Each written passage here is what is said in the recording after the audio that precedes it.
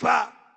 Kuna mambo nitakubalia upitie, na katika hayo mambo unapitia kuna kukomaa, kuna capacity nitabuilda ndani yako ili uweze kubeba. Sio kwamba wakati Mungu alituma Samueli kwa nyumba ya Jese atilie Daudi mafuta, alikuwa anamaanisha, lakini bado huyo Mungu alikuwa anajua ya kwamba I'll build the capacity of this shepherd boy, because this shepherd boy does not have the capacity to become a king and to carry a whole nation. But I'll build his capacity even through distress, even through struggles. Bwana asifiwe sana. Kuna watu ukiona wakistruggle, usisaidie Mungu kazi. Bwana asifiwe sana. Haleluya. Hata ukisaidia, usaidie na hekima. Jina la Bwana lipewe sifa. Kwa sababu unaweza kusaidia uharibu the process ya kile Mungu alikuwa anafanya katika wewe unafikiria ni kusaidia. Kuna watumishi wengi walipatana na donors, walipatana na wazungu, walipatana na watu wenye huruma, na huyu mtu akiongea vile ameitwa, anasema vile nyumba ilijaa moshi, vile alisikia mlango umefunguliwa, paka vitu vikaanguka kwa nyumba, nikaona hiyo imeanguka pa. Unaona ni mwito mkubwa. Paka unasema nio duga taikogarua fururi wa Kenya. Huu ndio mtumishi. Wachana na wale wengine. Praise the name of the living God. Hallelujah. Ungeona vile Paul alikuwa visited na Yesu Kristo from Damascus, ungefikiria after 3 weeks atakuwa kwa stadium. But it took him years of running and growth and building capacity. Not that he did not have an encounter, but there was a process. I taught you the other day about the law of process, which applies even in the kingdom of God, even in spiritual matters.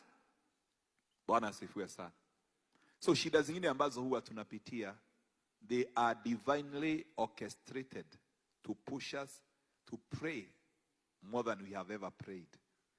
Si uliona Yesu wakati vile alikuwa naomba pale Gethsemane?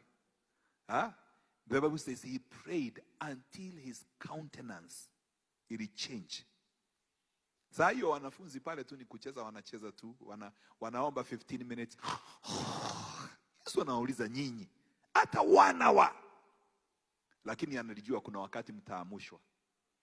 Wakati James atakatwa kichwa na Herode, hamtarara. Na Petero wako gerezani, mtakuwa mnaomba kesha 3 mfululizo.